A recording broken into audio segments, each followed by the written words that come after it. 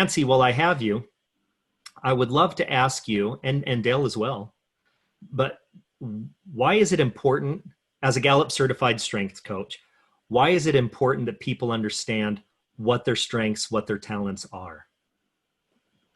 Well, I think that's such a good question, because it's something a lot of us don't really think about a lot. And sometimes we don't understand, for example, businesses, people that are most engaged at work are more likely to be productive. And people are more engaged if they are operating in their strengths, if they're doing, if their job involves some type of their particular strength.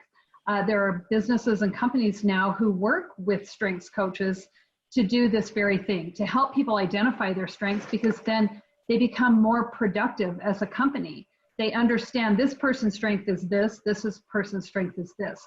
But personally, when we understand what our strengths are, I think, and as I was listening to you and Dale talk about self-doubt and Dale's experiences in his career with self-doubt, I wanted to just comment on that as it has to do with strengths coaching, because self-doubt, there's self-doubt that we all experience when we think, well, I don't know if I'm good at this, or I don't know if I'm good at that.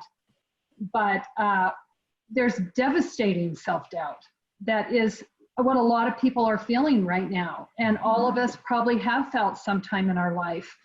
And it is the kind of self-doubt that it brings fear. And when we are afraid, fear is I think the root of so many other emotions that come out of us in other ways because we're afraid.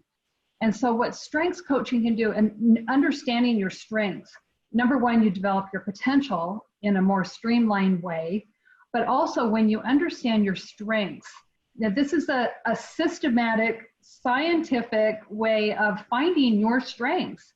And when you look at your results, for example, with Clifton Strengths Coaching, when you look at your results and see these are my top strengths, it is so empowering. And the fear of not knowing what you're good at, not knowing where to go next, not really knowing how do I get through this phase when my kids are all grown and I'm no longer mothering every single day. What do I do next? It induces fear. But if I know what my strengths are, then I can move forward with confidence instead of fear. And I think that's what it does when we understand really who we are and we live in our strengths, which means we are living most authentically in our life because we know our strengths. I love that. Absolutely. Fear is paralyzing, number one, to your point. But I think second, if we're in a role or a capacity that we are not good at, and we experience failures because of it, that can affect us holistically, right? And it creates a pattern. You know those friends or those people that tend to succeed at everything they do. If they try something new, it's going to work out for them 100%. And everything they go into confidently. Well, those are the people that generally are doing things that they know they're good at, right? These are their competencies. Exactly. And the people that unfortunately in our lives we've seen fail over and over tend to continue to fail. But I think it's because they're missing that key piece. They don't understand what their talents or strengths are. And if you do, then it creates this sense of confidence. And when you look at Dale, one of the things you said is you weren't having success as a catcher. Well, and then they move you to first base. Unfortunately, a lot of times, not in the sporting world, in the professional world, if we're not good at our capacity, we're not given a second chance. Right. You're at work and you're not doing well, you're not producing, they may just let you go. When the reality is, it's just because you were in a role that did not fit you properly, that didn't cater to your strengths. And had you been, you could have been employee of the month. Right. Yep. Totally different. And, here you are, 2-time MVP, saying you were in a position at one point that was not benefiting you or the team. Right. Crazy to think, right? Absolutely. But you had great coaches. You had teams that stood behind you.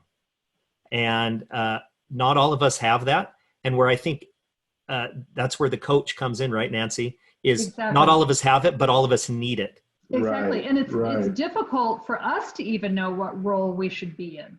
Maybe we're in the wrong role, but we don't know it because we have never had anyone help us discover what our strengths are. And once we discover our strengths, it was an epiphany for me when I realized these are showing up as my strengths, and these are my strengths. But sometimes I think we maybe it's humility. I don't know. We're afraid to look inside and say, I'm really good at this. But Right. that is what we need to do. Once we recognize our strengths, we will live a completely different life than if we are in roles where we don't accept. Well, and I think part of it, to speak to your point, is society itself. We've been conditioned to self-assess, and instead of focusing on what we're good at, society says, well, what are you bad at? You need to fix that. Yeah. Take all of your energy and put it into becoming better because you're awful at these things. Yep. Right. What a waste of time and energy. Yeah. If I know what I'm good at, and I can put Yeah. that same time and energy into those things and develop my talents and develop my strengths. Don Clifton said that's when, your potential explodes. Yeah. Once you identify and isolate what you're good at, and those are the things you focus on, then that's where the confidence is going to come in. Because if all I'm doing is focusing on what my weaknesses are, Exactly. where does the confidence come in? And think about from the time we're in elementary school, our papers we turn in, they come back to us marked with the things we did wrong. Right. And so, when we are constantly focused on what we did wrong, this is interesting, and all Clifton Strengths coaches will have had this experience. But when you coach someone and they've taken the assessment and you put their 34 strengths in front of them, we like to call the lower ones their lesser strengths. It doesn't mean they're weaknesses necessarily, but they're their lesser strengths. Immediately, people go to their lower ones. They want to see what their lower ones are instead of looking at their top ones. And so you're right, we are conditioned to kind of, let's fix the things that are wrong. And that is so unproductive. And Nancy, to your point, I wouldn't even call the bottom of my 34 my weaknesses. Like, they're not even a part of me. They're just gaping voids or holes in my life. Yeah. But if our children come home with a report card, if there's 5 A's and 1 F, what is our inclination to do when they hand us the report card? Yeah. Do we celebrate their 5 A's, or do we immediately freak out and wonder why they just failed one of their classes? Exactly. And the other thing, since we're on the parenting subject, parents, I think too, we're, because of fear, if we're parenting from a place of fear, which is hard not to do sometimes, right? If we're parenting from a place of fear, we're constantly thinking about what our kids might do wrong. Or when they're teenagers, or being afraid of what they might do wrong, instead of parenting from a place of strength and focusing on their strengths and what they could do right.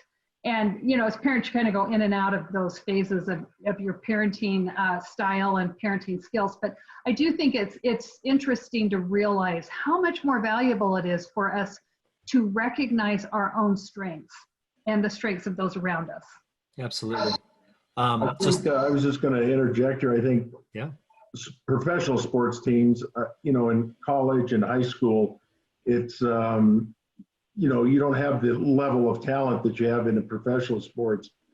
But I think this is one place where professional sports is pretty quick to say, okay, this person isn't a pitcher. Let's see where else he can go.